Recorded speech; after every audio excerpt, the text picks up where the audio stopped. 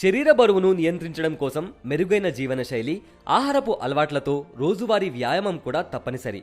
అందుకే చాలా మంది ఉదయం సాయంత్రం వేళల్లో యోగా, వాకింగ్, రన్నింగ్, స్కిప్పింగ్ వంటివి చేస్తుంటారు. మిగిలిన వ్యాయామాలతో పోలిస్తే కండరాలతో చేసే వ్యాయామాలైన రన్నింగ్, స్కిప్పింగ్ త్వరగా బరువు తగ్గడంతో పాటు ఈ రెండు వ్యాయామాల్లోనూ క్యాలరీలు అధిక మొత్తంలో ఖర్చవుతాయి.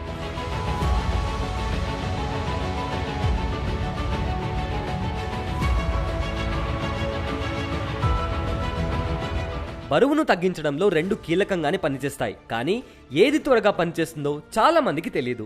నిజానికి రన్నింగ్తో పోలిస్తే స్కిప్పింగ్ చేయడం ఒకంత కష్టమే. ఎందుకంటే స్కిప్పింగ్ కోసం శరీరానికి అధిక శ్రమ అవసరం. పైగా 10 నిమిషాల రన్నింగ్ చేసినప్పుడు ఖర్చయ్యే క్యాలరీల కన్నా అంతే సమయం స్కిప్పింగ్ చేస్తే ఖర్చయ్యే క్యాలరీల సంఖ్య చాలా ఎక్కువ. రెండు బరువును తగ్గించిన కొవ్వును త్వరగా కరిగించాలంటే రన్నింగ్ కంటే స్కిప్పింగ్ ఎంచుకోవడం మంచిది. ఇంకా స్కిప్పింగ్ వల్ల వీపు భాగంలోని కండరాలు బలంగా మారుతాయి. అయితే రన్నింగ్ కొలెస్ట్రాల్ తగ్గించి గుండె కండరాలకు మేలు చేస్తుంది. రన్నింగ్ చేస్తున్న సమయంలో ఎలాంటి మూడైనా సంతోషంగా మార్చే ఎండార్ఫిన్, సెరోటోనిన్ హార్మోన్లు విడుదలవుతాయి. ఫలితంగా శరీరం తేలికపడి డిప్రెషన్, మానసిక ఒత్తిడి కూడా తగ్గుతాయి. మనసు ప్రశాంతంగా ఉండడమే కాక ఊపిరితిత్తుల సమస్య కూడా తగ్గుతుంది. ఇంకా రన్నింగ్ శ్వాసకోశ కండరాల బలోపేతం చేసి రక్త ప్రసరణను మెరుగుపరుస్తోంది.